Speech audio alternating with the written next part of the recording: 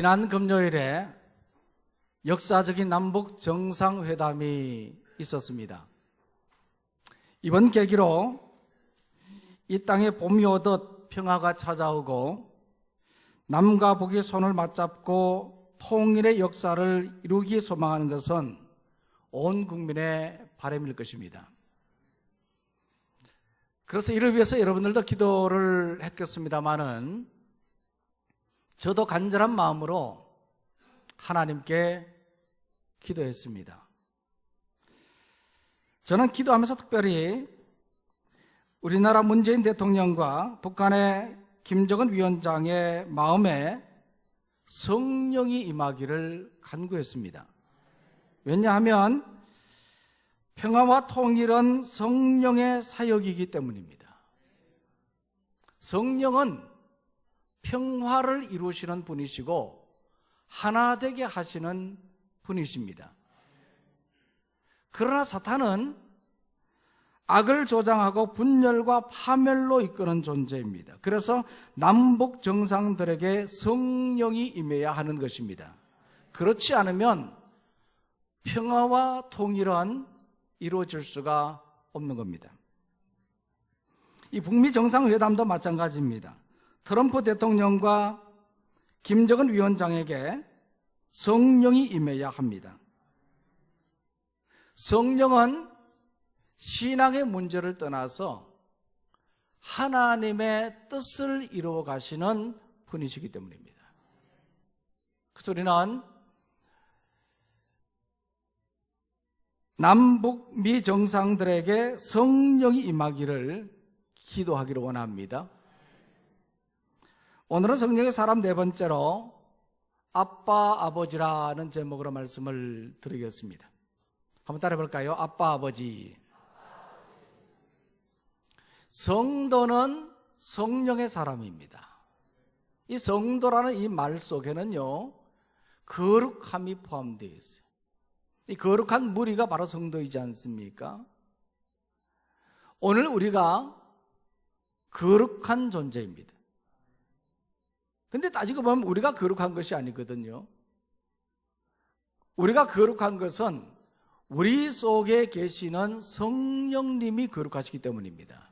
그래서 우리는 거룩한 성도이고 성령의 사람이고 우리 마음에 성령을 모신 사람입니다. 이 성령은 언제 우리에게 임합니까?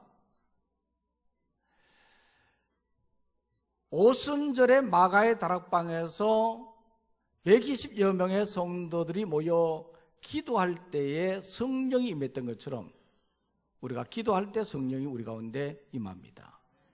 또한 초대교회 성도들이 자신의 죄를 돌아보고 회개할 때 성령이 임했던 것처럼 우리가 회개할 때 성령이 우리 마음 속에 임하는 겁니다. 뿐만 아니라 이 사도행전의 역사처럼 하나님의 말씀에 순종할 때, 그 말씀에 따라 살아갈 때 성령께서 우리 마음속에 임하는 겁니다. 그런데 성령이 우리 마음속에 임하면 어떤 일이 일어납니까? 우리의 삶이 변화되는 겁니다. 예수님의 제자들이 사도로 변화되었던 것처럼 예수를 따라다니기만 했던 그러한 제자들이 복음을 전하는 자가 되었던 것처럼 그렇게 변화가 되는 겁니다. 육신의 생각에서 성령의 생각으로 변화되고 죄악된 삶에서 거룩한 삶으로 변화되는 겁니다. 왜냐하면 성령이 그와 같이 변화된 삶으로 이끌어 가시기 때문에 그런 것입니다.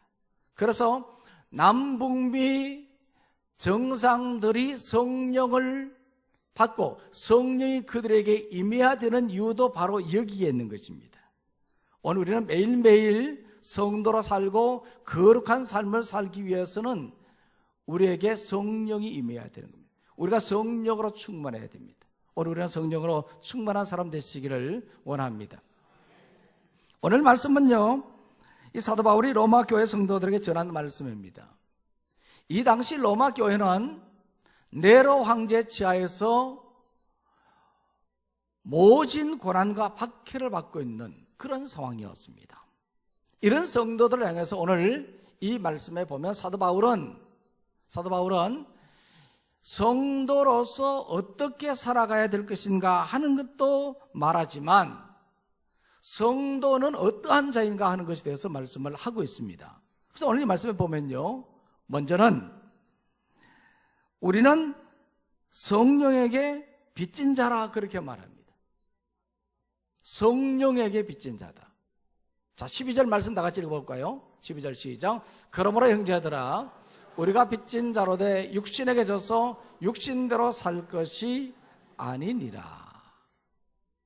형제들아 그렇게 말했습니다.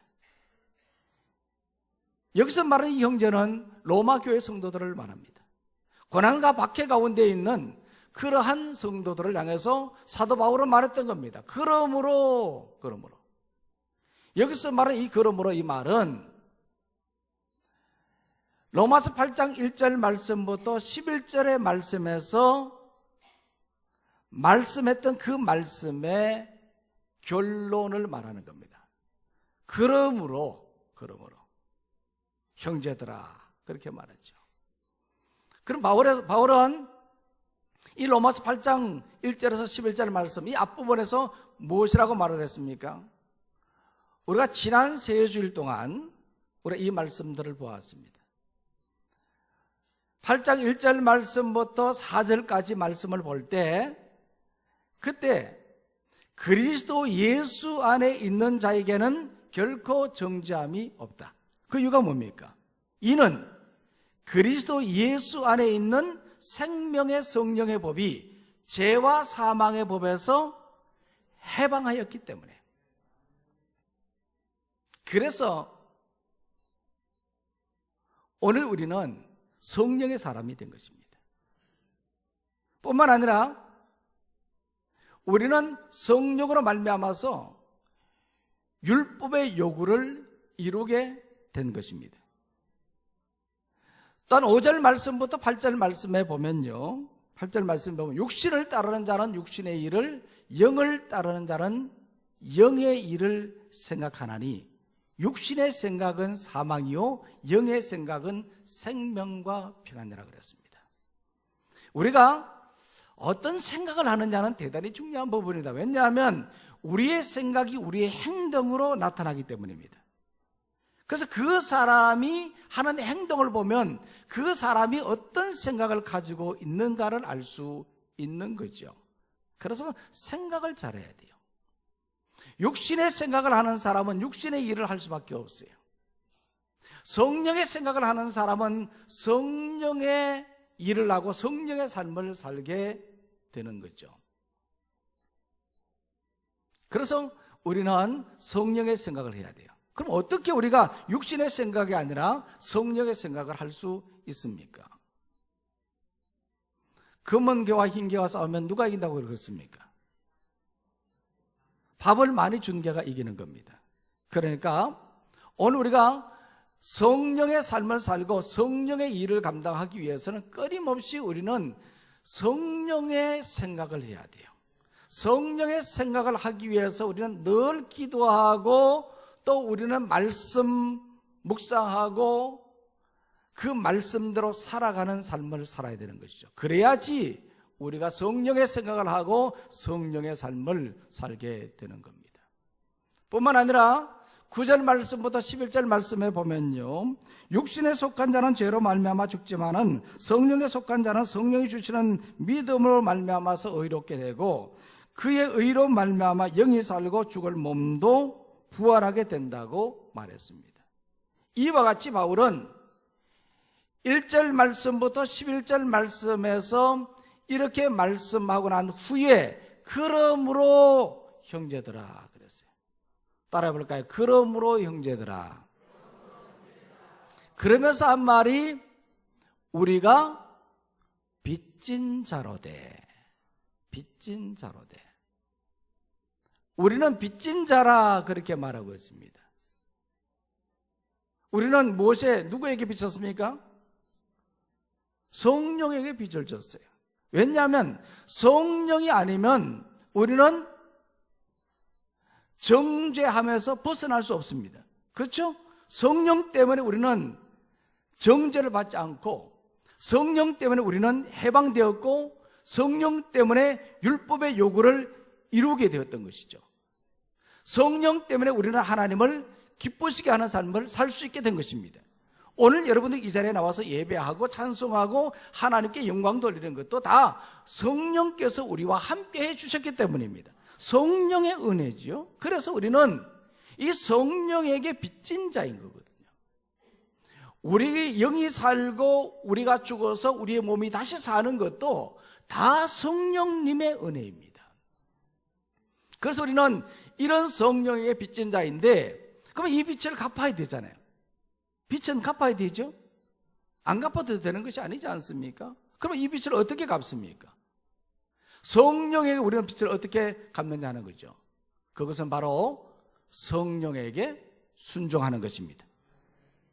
오늘도 끊임없이 성령께서 우리 가운데 오셔서 말씀하시는 것이죠. 그 말씀에 따라서 순종하는 것이 성령의 빚을 갚는 것입니다. 사도 바울도 성령에게 순종하는 사람이었습니다. 그는 아시아에서 복음을 전할 때에 비두니아로 가고자 했지만 성령이 그를 막으셨습니다.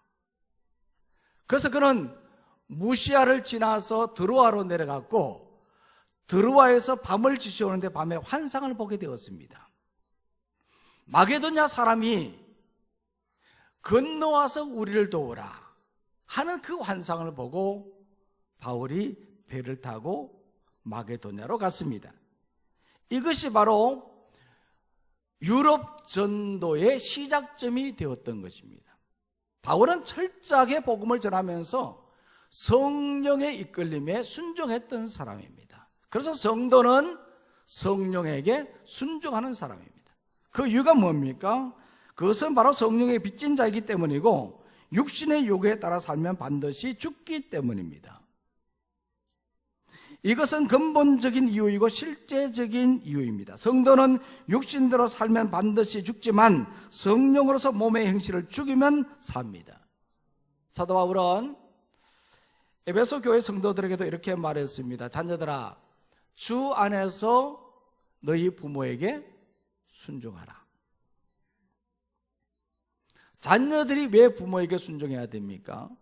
순종해야 되는 이유가 있어요. 그것은 딱 하나입니다. 나를 낳아주셨기 때문입니다. 낳아주셨다는 것은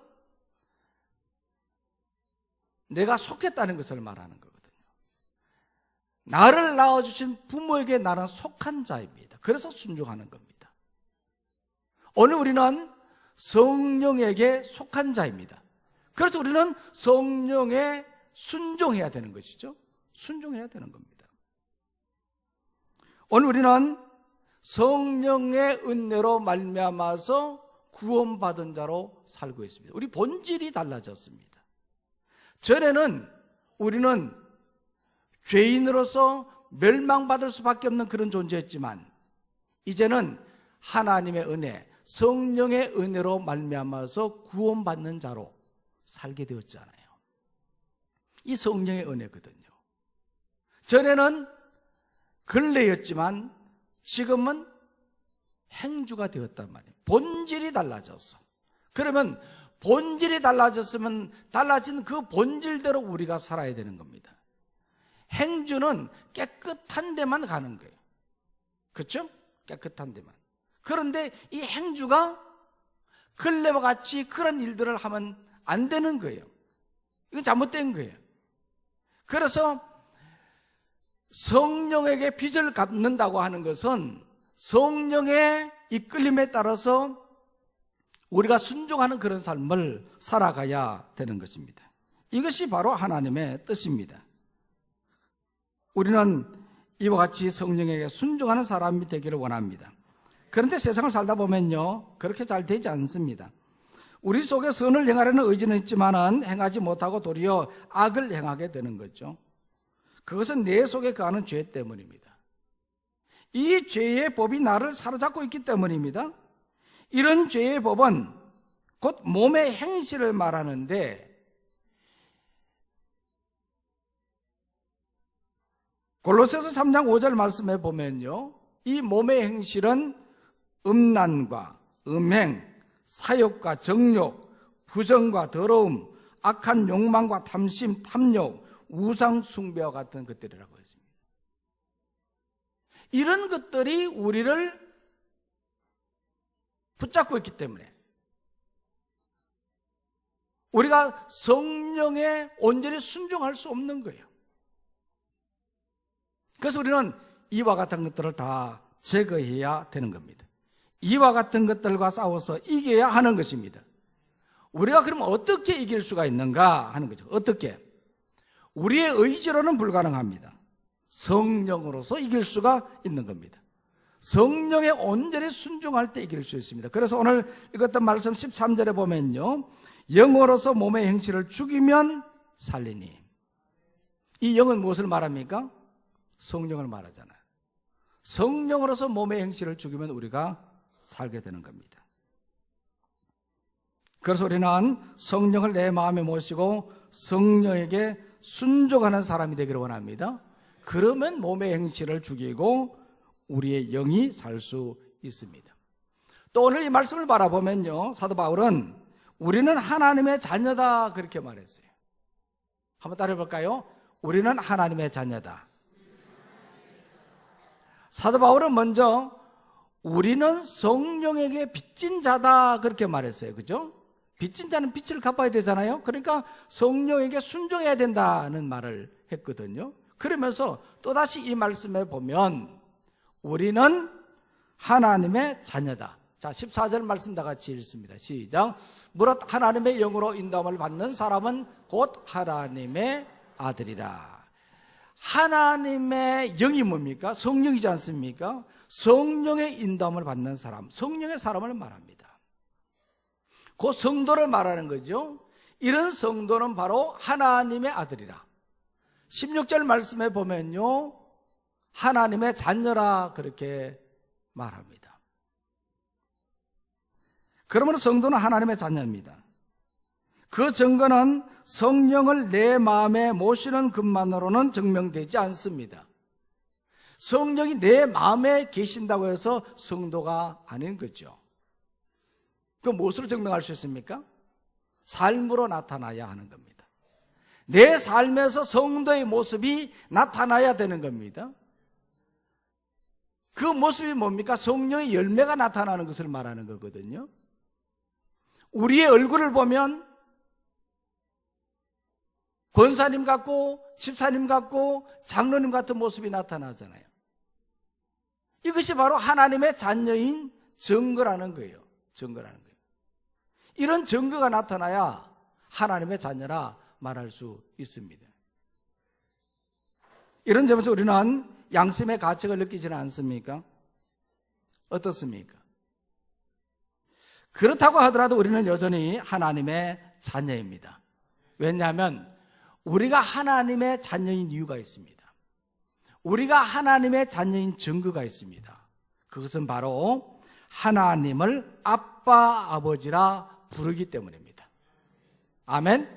우리는 하나님을 아빠, 아버지라고 부르는 거예요. 15절 말씀 보십시오. 다 같이 읽습니다. 시작. 너희는 다시 무수하는 종의 영을 받지 아니하고 양자의 영을 받았으므로 우리가 아빠, 아버지라고 부르짖느니라. 아멘. 우리가 아빠, 아버지라. 이 아빠라는 말은 뭡니까? 어린 자녀가 아버지에게 부르는 호칭이지 않습니까? 이것은 아주 친밀감을 나타내고 절대 의존적인 존재임을 나타내는 그러한 말입니다. 아이들은 아빠가 힘이 제일 세고 아빠는 만물 박사라고 그렇게 생각합니다. 이 세상에서 우리 아빠가 제일 좋다 그렇게 말하지 않습니까? 이것은 아빠는 우리를 사랑하고 지켜주는 든든한 그런 존재이기 때문에 그런 것입니다. 어떤 아빠의 고백입니다. 밤에 천둥번개가 막 칠 때면 자신도 모르게 잠자리에서 반사적으로 일어나서 딸의 방으로 달려간다는 겁니다. 자신도 모르게. 그 천둥 번개 소리에 놀랄 딸을 생각하기 때문입니다. 이것이 바로 아빠입니다. 아빠예요. 예수님께서도 겟세마네 동산에서 마지막으로 기도할 때 아빠 아버지여, 아버지여 할 수만 있으면 이 잔을 지나가게 하옵소서. 아빠 아버지를 찾았습니다. 육신적으로 생각하면 십자가를 진다는 것은 너무나 힘든 거예요. 그래서 이런 예수님도 아빠 아버지를 찾았던 겁니다. 그러나 이것은 하나님의 뜻을 이루는 것이기에 아버지여 내 뜻대로 마옵시고 아버지 뜻대로 하옵소서, 그렇게 기도했던 겁니다. 사도 바울도 마찬가지입니다. 사도 바울도 로마서의 말씀과 갈라디아서 말씀에 보면요, 아빠 아버지라는 말을 2번이나 사용을 하고 있습니다. 이처럼 하나님은 우리에게 아빠 아버지이십니다. 그 이유가 무엇입니까? 우리가 종의 영을 받지 아니하고 양자의 영을 받았기 때문입니다.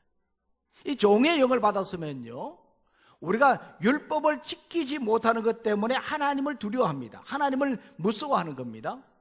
그러나 우리는 양자의 영을 받았기 때문에 하나님을 무서워하지 않습니다. 비록 율법을 지키지 못해도 하나님이 두렵지 않다는 말입니다. 무엇 때문입니까? 양자이기 때문에, 자녀이기 때문에 그런 겁니다. 자녀이잖아요. 그렇죠?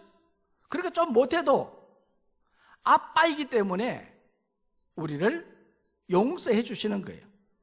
용서해 주시는 거예요. 이처럼 우리는 우리가 아빠 아버지라고 부르는 것 이 자체가 바로 하나님의 자녀라는 증거입니다. 자, 그러면 우리가 어떻게 양자가 되었습니까? 우리가 어떻게 하나님의 양자가 되었습니까? 내가 양자가 되고 싶어서 양자가 되었습니까? 아니잖아요. 그래서 16절 말씀에서는 이렇게 말하고 있습니다. 다 같이 했습니다. 시작. 성령의 친히 우리의 영과 더불어 우리가 하나님의 자녀인 것을 증언하시니라. 그러니까 누가 한다고요? 성령이. 우리가 양자가 된 것은 성령의 은혜인 것입니다. 성령의 은혜로 말미암아서 우리가 예수님을 믿게 되었고 그 믿음으로 말미암아 의롭게 되었습니다. 그 믿음으로 말미암아서 우리가 하나님의 양자가 된 것입니다. 이것이 바로 하나님의 자녀인 증거입니다.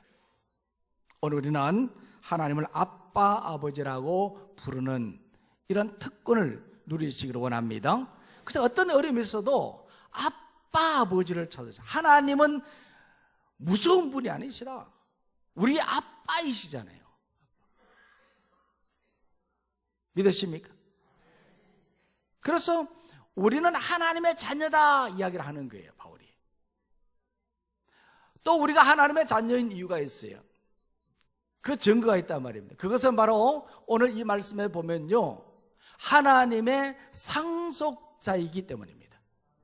자, 17절 말씀 한번 읽어볼까요? 시작. 자녀이면 또한 상속자 곧 하나님의 상속자요 그리스도와 함께한 상속자니 우리가 그와 함께 영광을 받기 위하여 고난도 함께 받아야 할 것이니라. 이 상속자라는 말은요, 법률상의 신분이나 재산을 상속받는 사람을 말합니다. 누가복음 15장에 보면 둘째 아들이 아버지의 상속을 받았지 않습니까? 그렇죠? 그러니까 멀리 떠나가려고 하는데 자기에게 주어진 그 재산의 분깃을 달라고 아버지에게 요청했습니다. 그때 그 아버지는 첫째 아들과 둘째 아들에게 주어진 유산을 물려주었거든요. 왜 물려주었습니까? 상속자이기 때문에 그렇습니다. 이런 상속의 개념은요, 유대민족뿐만 아니라 우리에게도 있습니다. 그런데 중요한 것은 상속은 재산만 물려받는 것이 아니라 채무도 함께 받습니다.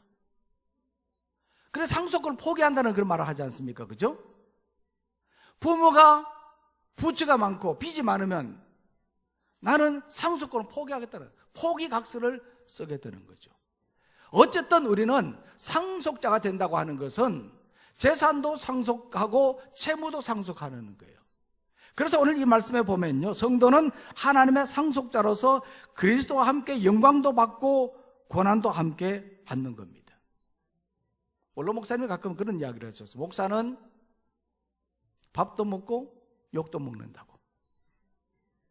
참 맞는 말인 것 같습니다. 오늘 우리 성도의 삶이, 우리 신앙의 삶이 그렇습니다. 우리는 다 영광만 누리는 것이 아니지 않습니까? 복만 받는 것이 아니지 않습니까? 고난도 주어지는 거예요. 고난도 주어지는 겁니다. 그래서 17절 말씀에서 바울은 이렇게 말했습니다. 우리가 그와 함께 영광을 받기 위하여, 그와 함께가 누구를 말합니까? 그리스도와 함께, 그리스도와 함께 영광을 받기 위하여 고난도 함께 받아야 할 것이니라. 이 당시 로마의 상황은 어땠다고 그랬습니까? 네로 황제의 치하에서 모진 고통과 고난 가운데 있었거든요. 이런 고난 가운데 있는 그들에게 우리가 영광을 받기 위해서 고난도 함께 받는 거다, 그렇게 말하고 있는 겁니다. 이 고난을 잘 이겨내야 된다, 이것을 말하고 있는 거예요. 그러면서 이 18절 말씀, 오늘 읽지 않았습니다만 18절 말씀 한번 보십시오. 18절 말씀 다 같이 읽어볼까요? 시작. 생각하건대 현재의 고난은 장차 우리에게 나타날 영광과 비교할 수 없도다. 아멘.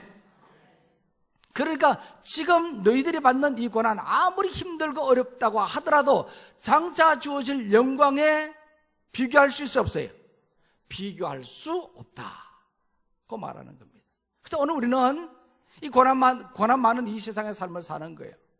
그러나 장차 우리에게 주실 영광을 생각하면 이 고난은 아무것도 아니라는 거예요. 믿으십니까? 아무것도 아니에요.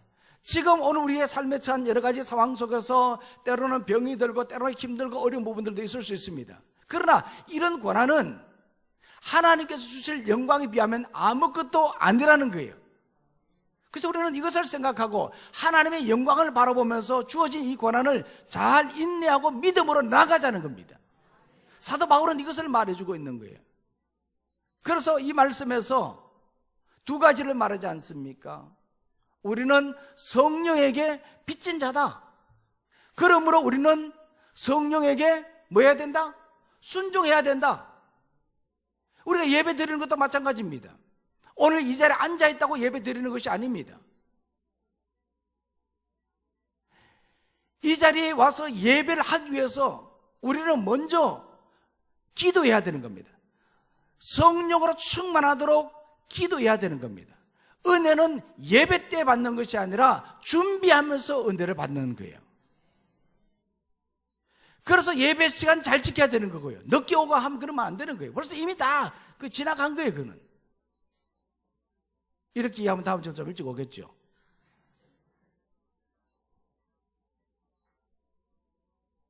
우리가 예배 시작할 때 예배 부르면 어떻게 합니까? 하나님은 영이시니 예배하는 자가 영과 진리로 예배할지니라.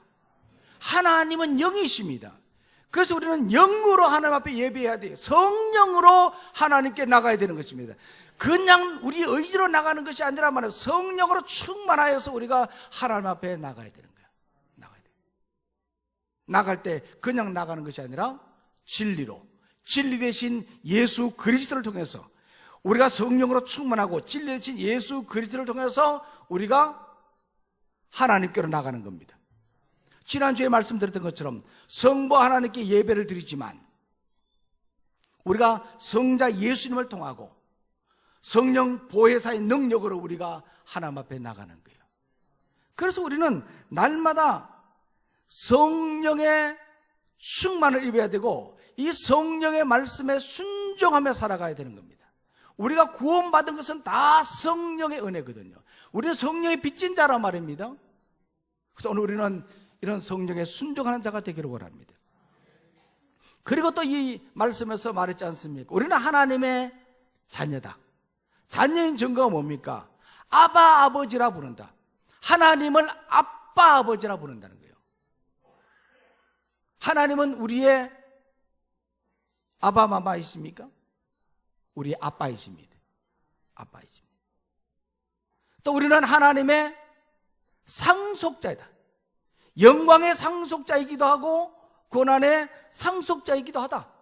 믿으십니까? 그래서 우리는 하나님의 상속자라는 이 사실을 잊어버리면 안 되는 거예요. 이것을 꼭 기억하고 오늘도 우리가 살아가면 어떤 삶의 고난이 있고 어떤 삶의 어려움이 있고 문제가 있어도 우리는 다 이겨나갈 수가 있는 거예요. 참고 승리할 수가 있는 거란 말입니다. 지금은 힘들고 어렵다고 하더라도 결국은 잘 되게 되어 있습니다. 왜냐? 하나님의 자녀잖아요. 하나님의 자녀이기 때문에. 그래서 우리는 성령에게 순종하고 하나님의 자녀로서 우리는 당당하게 살아가는 우리 모두가 되기를 간절히 소망합니다. 오늘 말씀 시간 감사합니다. 우리가 결단하는 기도를 드리도록 하겠습니다. 기도할 때 특별히 성령의 빚진 자로 살고 하나님의 자녀로 살게 해달라고, 영적인 삶의 능력을 달라고, 육신의 질병이 치유되게 해달라고 이 시간 다 같이 소리내서 간절한 마음으로 기도하겠습니다. 하나님 아버지 감사합니다.